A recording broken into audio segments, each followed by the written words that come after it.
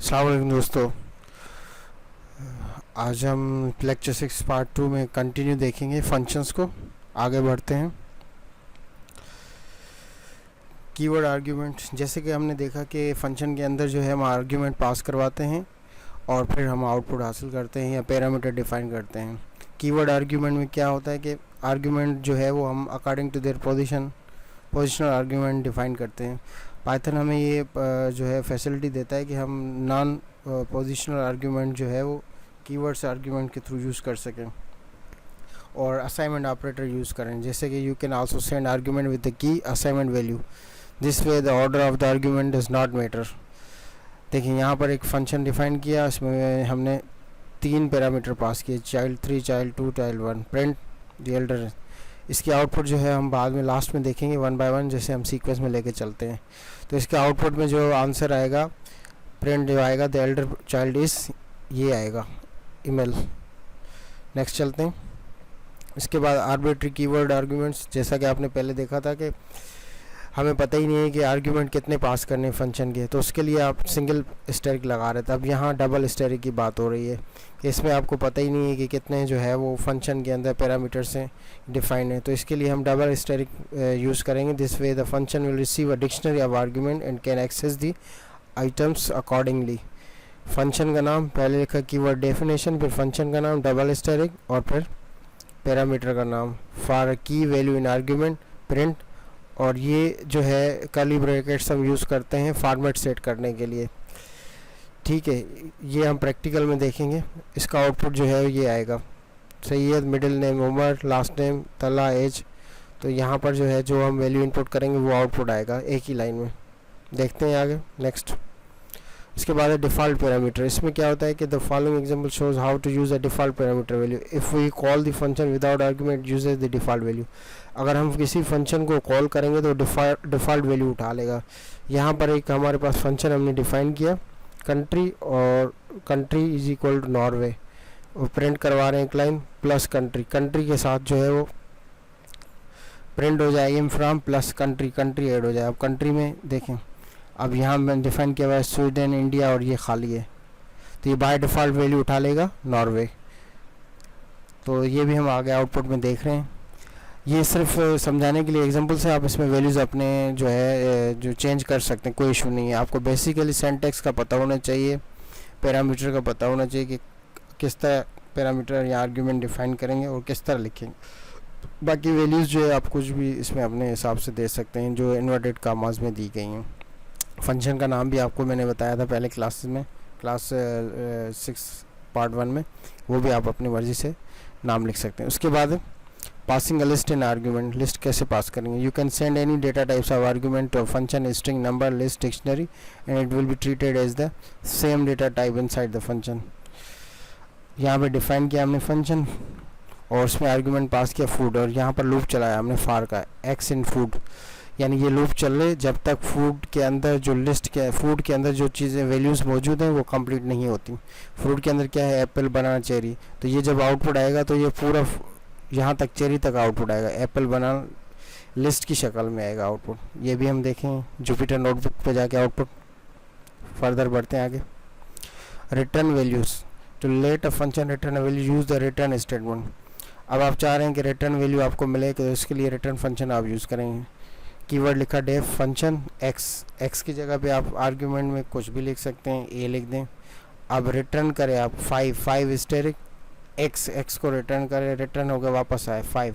अब यहाँ पर हमारे पास 3 जो है हम वैल्यूज़ प्रिंट करवा रहे हैं फंक्शन के अंदर। 3 मल्टीप्लाई बाय 5 हो जाएगा, फिर 5 मल्टीप्लाई बाय 5 हो जाएगा, फिर 9 मल्टीप्लाई बाय 5 हो जाएगा। तो ये आंसर लिखा हुआ है, ये कमेंट्स में लिखा हुआ है, ये जुपिटर नोटबुक पे हम करके देखेंगे। आगे बढ़ते हैं। Thank you. अब हम चलते हैं। अच्छा, एक चीज़ और, हमने ट्विटर पे भी आईडी बना दी है और इसको करेक्ट कर लीजिएगा प्लीज़। फेसबुक की जो फेसबुक पेज की हमारी आईडी है वो ये है, अलिफ उस्ताद टेक्नोलॉजीज़, प्लीज़ नोट डाउन। चलते हैं जुपिटर नोटबुक पे, एक एक करके हम करते हैं प्रैक्टिकल। ये सबसे पहली एग्जांपल जो हमने बताई थी, इसको हम रन करते हैं। ये देखें, इसमें चाइल्ड में ये आ गया ईमेल। डिफाइन फंक्शन का नाम दिया child 3, child 1, the Elder is plus child 1, क्योंकि यहाँ पे हमने ये प्लस करवाया हुआ है चाइल्ड 1। अगर हम यहाँ 2 करवाएंगे तो 2 रिकॉल होगा। 2 के पास वैल्यू क्या है, ये है टू बायोस। इसको रन करें तो बायोस आ गया। और यहाँ 3 वैल्यू देंगे तो इसमें 3 के पास क्या है वैल्यू, लाइनस। ठीक है, आगे बढ़ते हैं। ये वैल्यूज़ आप आगे पीछे चेंज करके अपने हिसाब से कस्टमाइज़ करके इसको रन करके एग्जीक्यूट करके प्रैक्टिकल कर सकते हैं ताकि आपका कॉन्सेप्ट क्लियर हो। उसके बाद है आर्बिट्री कीवर्ड्स। हमें पता ही नहीं कि कितने फंक्शन जो है वो आर्ग्यूमेंट ले रहा है, तो इसके लिए हमने क्या किया, कीवर्ड लिखा डेफ माय फंक्शन, फंक्शन का नाम डबल स्टेरिक KWARGS, आर्ग्यूमेंट का नाम फॉर की कॉमा वैल्यू इन KWARGS। ये जो यहाँ पर ये आप जो फंक्शन के अंदर पैरामीटर का नाम देंगे वो यहाँ पर कॉल होगा।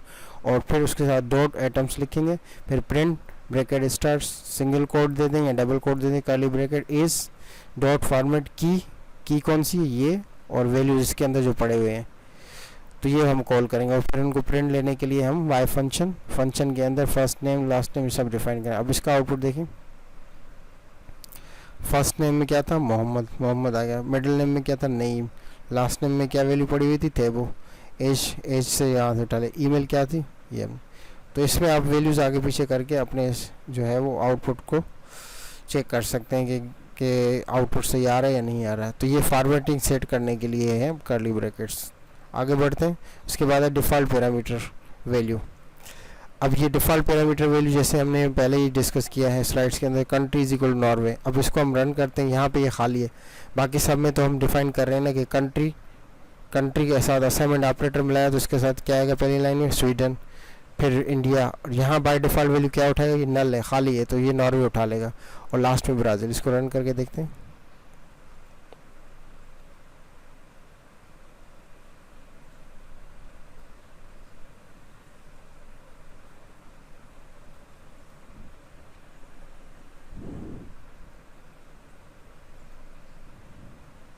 देखें,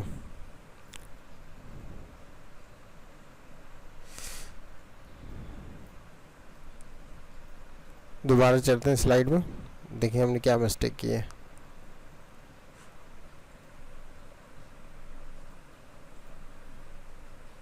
country Sweden I am from plus Norway, colon भी हमने दिया हुआ। यहाँ पर ये हमने गलती की है, इसको हम लेफ़्ट साइड पे लेके जाएंगे। इसमें टैब्स का बड़ा इशू होता है जुपिटर नोटबुक में, स्पेसेस ये आपको सही सेट करने पड़ते हैं वरना वो किसी और पोर्शन का हिस्सा इसको समझेगा। अब ये देखें, ये सही है आउटपुट। देखें ये आपको क्लियरली समझ में आ रहा है। फंक्शन का नाम दिया कंट्रीज इक्वल नॉर्वे, यहाँ तो हमने कुछ नहीं लिखा, ये नॉर्वे उठा लिया खुद ही, क्योंकि ये डिफ़ॉल्ट वैल्यू को डिफ़ॉल्ट पैरामीटर हमने डिफाइन किए हुए थे। ये हमने कमेंट्स लिखे हुए हैं, स्वीडन पहली लाइन में स्वीडन आया, दूसरी में इंडिया, तीसरी में नॉर्वे, यहाँ से उठाया नॉर्वे। और my function Brazil last line है। उसके बाद आगे बढ़ते हैं। Passing a list as an argument, list को पास करना है आर्ग्यूमेंट के तौर पे। डिफ़ाइन किया हमने फंक्शन और इसके अंदर आर्ग्यूमेंट पास किया फूड, और इसको हम कॉल कर रहे हैं लूप के थ्रू। लूप कहाँ से चलेगा, एक्स, लूप का नाम है इन फूड, प्रिंट करें एक्स को। एक्स के पास क्या वैल्यू है, फूड के पास, फूड में क्या है, फ्रूट्स हैं, फ्रूट्स की लिस्ट है। अब फ्रूट्स को हम प्रिंट करवा रहे हैं, आउटपुट ले रहे हैं, तो देखिएगा क्या आ रहे हैं, ये देखें फ्रूट के पास क्या वैल्यू थी, एप्पल, बनाना, चेरी, ये आउटपुट आ गया। इसको आप वैल्यूज़ को आगे पीछे चेंज कर लें, कॉन्सेप्ट क्लियर कर लें और इसको एग्जीक्यूट कर लें, अपने पास चेक कर लें और रिवाइज कर लें सारी चीज़ों। उसके बाद है रिटर्न वैल्यू, ये लास्ट जो है वो हमारी टॉपिक है आज ये क्लास 6 की।